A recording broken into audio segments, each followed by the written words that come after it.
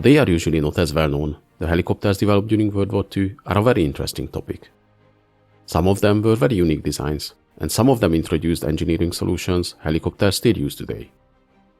One of the latter was the Sikorsky R-4, which was the first mass-produced helicopter of the world. So let's see the history of this aircraft today.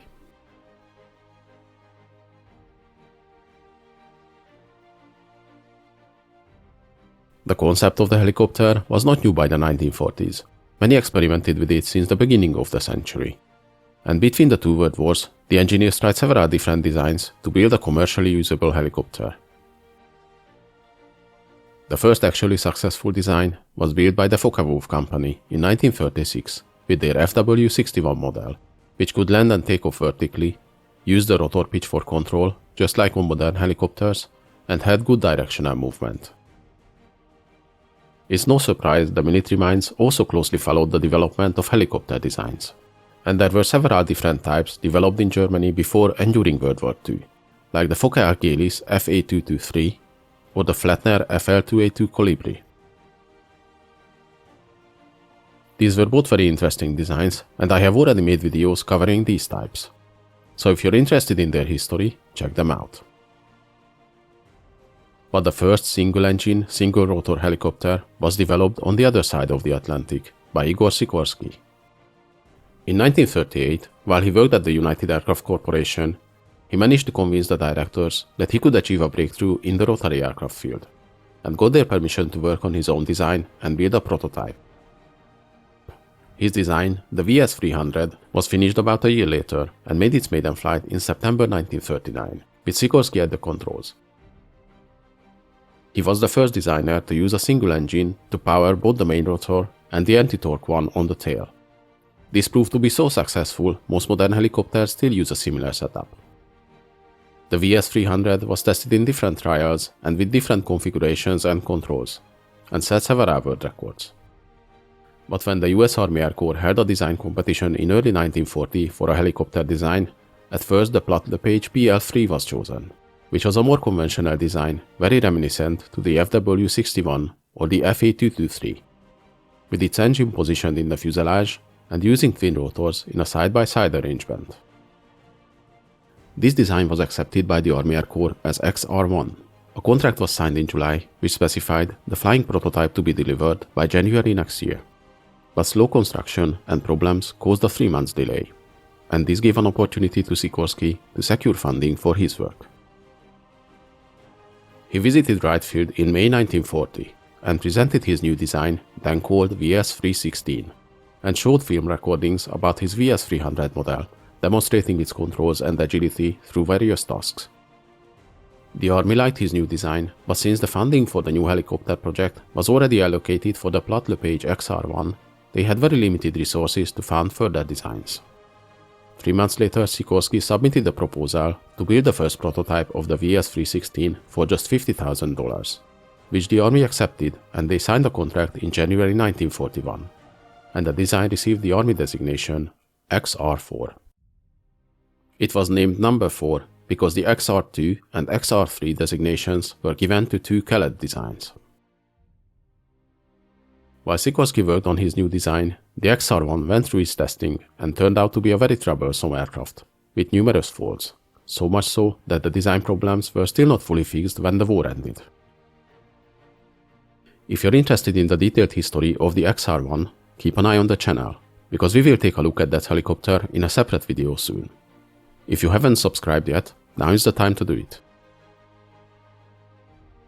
The new Sikorsky helicopter quickly took form, as most of its features were based on the earlier VS-300 design. It had a tube frame body covered with fabric and a fully enclosed cockpit featuring dual controls. The prototype was powered by a 165 horsepower engine and made its maiden flight in January 1942. The initial design featured 2 additional lifting rotors on the tail, but these were soon dropped. During the following months, the new helicopter went through various trials to demonstrate the accuracy of the controls. Some of them might seem funny today, but back then helicopters were all new. So the demonstrations included lifting a bag of eggs, then returning them to the ground, delivering a ring to the hands of Sikorsky, or picking up and landing passengers on a rope ladder.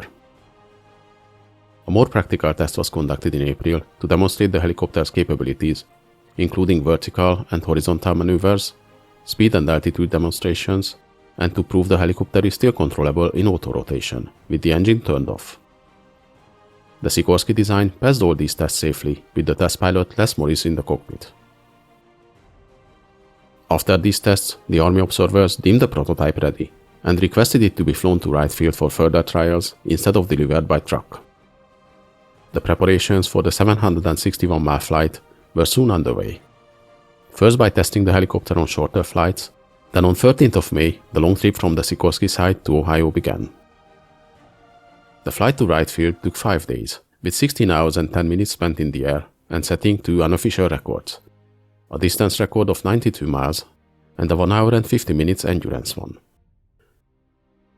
After further testing conducted at Wright Field, the Army officially accepted the helicopter as XR-4 at the end of May, and in December they ordered initially 15 YR-4A models for service testing, later adding 14 additional units to the order in January 1943.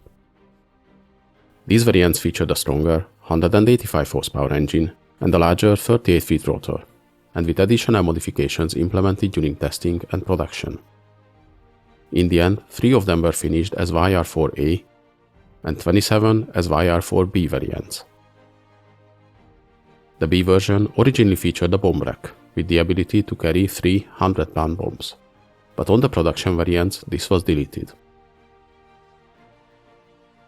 In May 1943, another demonstration was held when a landing target was painted on the deck of a tanker ship. The helicopter first practiced landings and takeoffs with the ship anchored, and later as the ship was underway, first at 5 knots, then the speed was raised up to 15 knots. Despite the increasing speed and difficulty, it proved itself, performing numerous landings and takeoffs without problems. During this demonstration, the pilot of the R-4 was Colonel Frank Gregory, who was actually a key figure in the success of the design. He also flew Sikorsky's earlier VS-300 helicopter and gave valuable feedback on it. And he also had a big part in the decision for the Army to invest in the VS-316 design as a backup for the failed XR-1. Later the same year a contract was signed for 100 R-4B variants.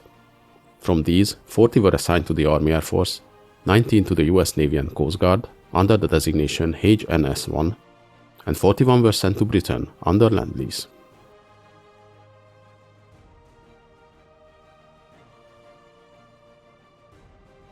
The Sikorsky R-4 was 48 feet 4 inches long, including the rotors, and 12.5 feet tall. It had an empty weight of 2,011 pounds and a maximum takeoff weight of 2,540 pounds.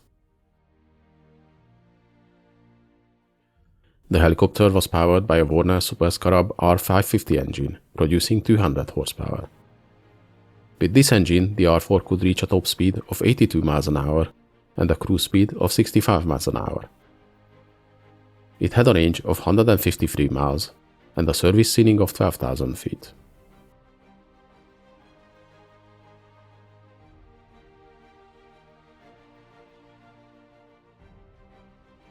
The XR-4 was the original prototype, powered by a 165 horsepower engine.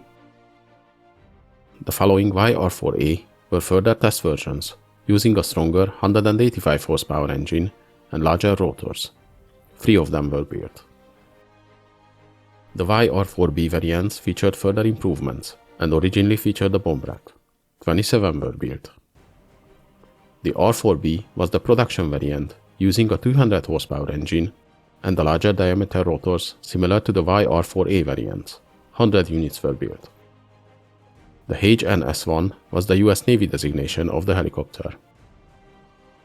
In British service, the type was named Hoverfly-1 and was used by the Royal Air Force and the Royal Navy.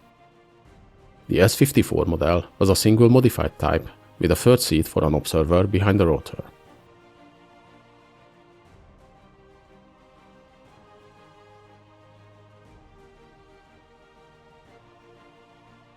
The Sikorsky R-4 was the first successful helicopter used by the US Armed Forces, and they started flying missions soon after they entered service, though their use was very much experimental. The first notable mission of the type happened in January 1944, still on US soil, when the USS Turner destroyer on the way back to New York suffered an internal explosion and sunk. The survivors were taken to the Sandy Hook Hospital, and Lieutenant Commander Erickson flew his helicopter there, carrying blood plasma, delivering it in less than 15 minutes, which could have taken hours by car. During World War II, these new helicopters were used around the Pacific, and mostly in the Burma-China-India theater. For reconnaissance, observation and courier missions, they delivered parts to repair units and were also used for medical evacuations. The first air rescue mission was flown in April 1944, when an R-4 rescued a downed pilot and his 3 passengers. They had to be carried one by one because of the limited lifting capacity of the helicopter.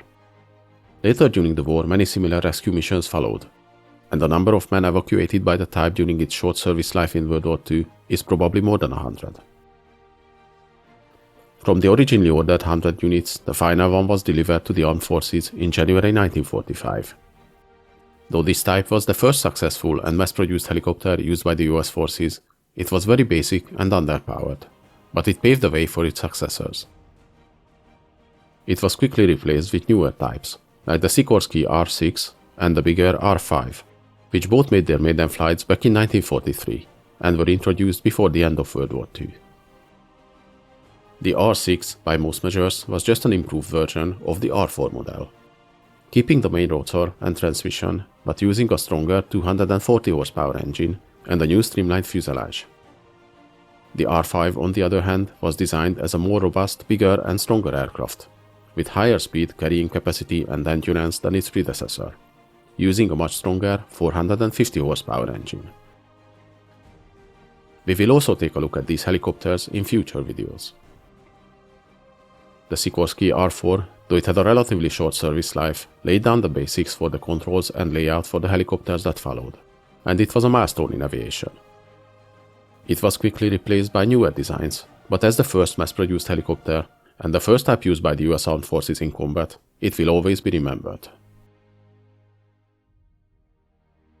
Hope you guys enjoyed this video. Please leave a like, subscribe to my channel, and in the comments let me know if there's any interesting events or vehicles you'd like to see.